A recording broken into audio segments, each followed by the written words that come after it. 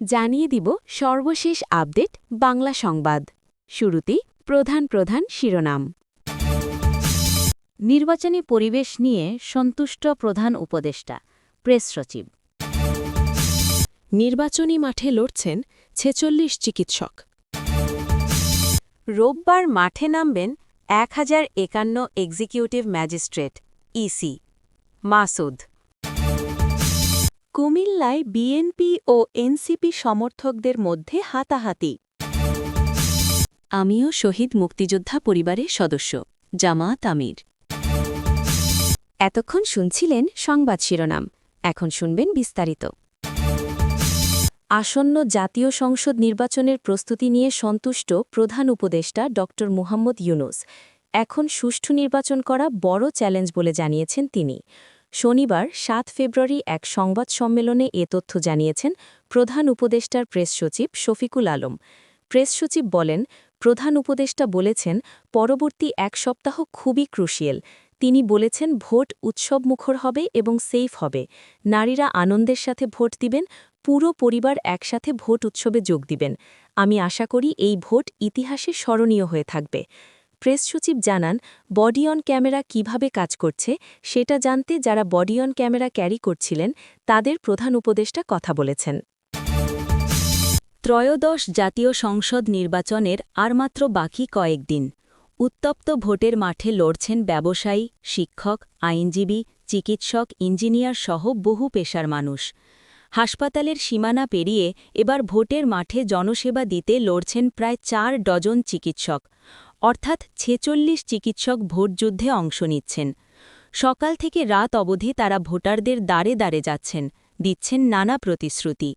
হাসপাতাল থেকে ভোটের ময়দানে উপস্থিত হওয়া এই চিকিৎসকেরা সাধারণ মানুষের ইতিমধ্যে নজর কেড়েছেন। নির্বাচন সুষ্ঠুভাবে সম্পন্ন হলে ফলাফলের মাধ্যমে জানা যাবে কতজন চিকিৎসক প্রতিনিধি আমাদের জনসেবায় গুরুত্বপূর্ণ ভূমিকা রাখতে পারবেন।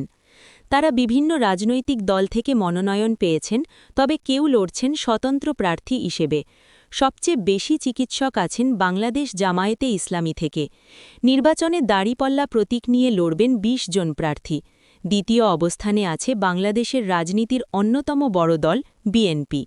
এই দলটি থেকে মনোনয়ন পেয়েছেন ১৩ জন চিকিৎসক।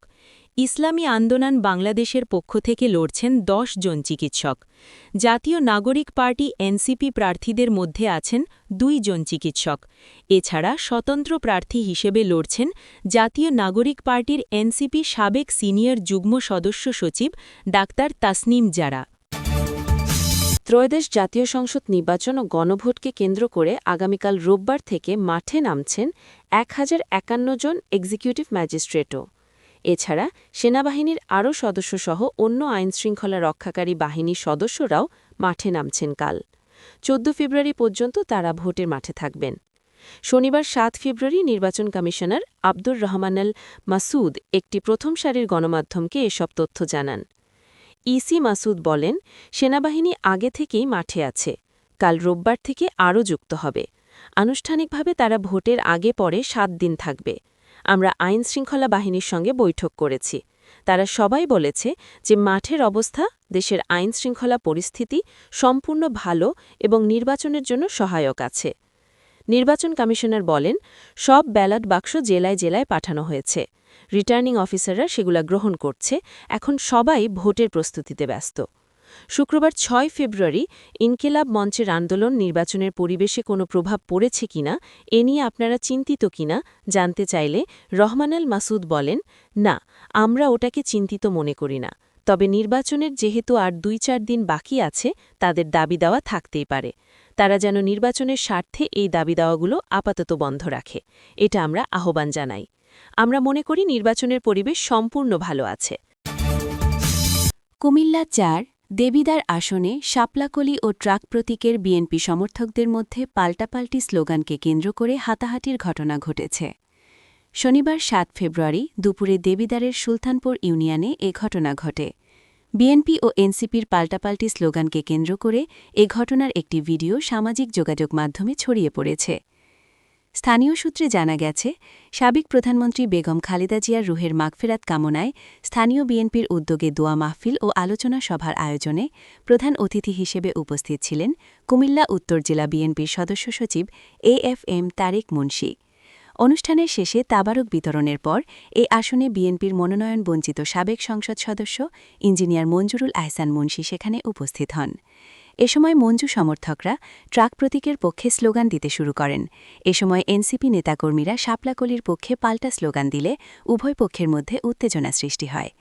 এক পর্যায়ে দুই পক্ষের মধ্যে হাতাহাতি ও ধস্তাধস্তির ঘটনা ঘটে। পরে বিএনপির একাধিক নেতা ঘটনাস্থলে উপস্থিত হয়ে পরিস্থিতি নিয়ন্ত্রণে আনেন। এ বিষয়ে দেবিদ্বার উপজেলা জাতীয় নাগরিক পার্টির এনসিপির প্রধান সমন্বয়ক মোহাম্মদ জাহাঙ্গীর আলম সরকার বলেন, শুনেছি দুই পক্ষের মধ্যে স্লোগান দেয়া নিয়ে উত্তেজনা হয়েছে, তবে এখন পরিস্থিতি শান্ত রয়েছে। এ ঘটনায় কেউ আহত হয়নি। বাংলাদেশ জামায়াতে ইসলামীর আমির ডাক্তার শফিকুর রহমান বলেছেন, আমিও এক মুক্তিযোদ্ধা পরিবারের সদস্য। বর্তমান বাংলাদেশের চিত্র দেখলে আমার ভাই মুক্তিযুদ্ধে অংশগ্রহণ করতেন না। মুক্তিযুদ্ধে শহীদদের স্বপ্ন ছিল একটি সাম্য ও ন্যায়ের দেশ গড়া, কিন্তু দফায় দফায় যারা দেশ পরিচালনা করেছেন তাদের ব্যর্থতার কারণেই জাতির আকাঙ্ক্ষিত স্বপ্ন পূরণ হয়নি। শনিবার ৭ ফেব্রুয়ারি হবিগঞ্জের নিউফিল্ড মাঠে এক নির্বাচনী জনসভায় তিনি এসব কথা বলেন। জামায়াত আমির আরও বলেন, জীবন বাজি রেখে এবং জীবন দিয়ে যারা আমাদেরকে ঋণী করে গেলেন তাদের প্রতি এই দেশ, এই জাতি, রাজনৈতিক নেতৃবৃন্দ কী সম্মান দেখাল। শহীদরা স্বপ্ন দেখেছিলেন সমাজে নিরাপত্তা থাকবে এবং ন্যায় বিচার নিশ্চিত হবে। আসলে কিছুই হল না। এর জন্য কারা দায়ী? নারীদের নিরাপত্তার বিষয়ে বলতে গিয়ে ডাক্তার শফিকুর রহমান বলেন, কিছু রাজনৈতিক বন্ধু আছেন যারা মা বোনদের কাপড় খুলে ফেলতে চান। তাদের কি মা বোন নেই? আপনারা নিজেদের মা বোনদেরকে সম্মান করা শিখুন।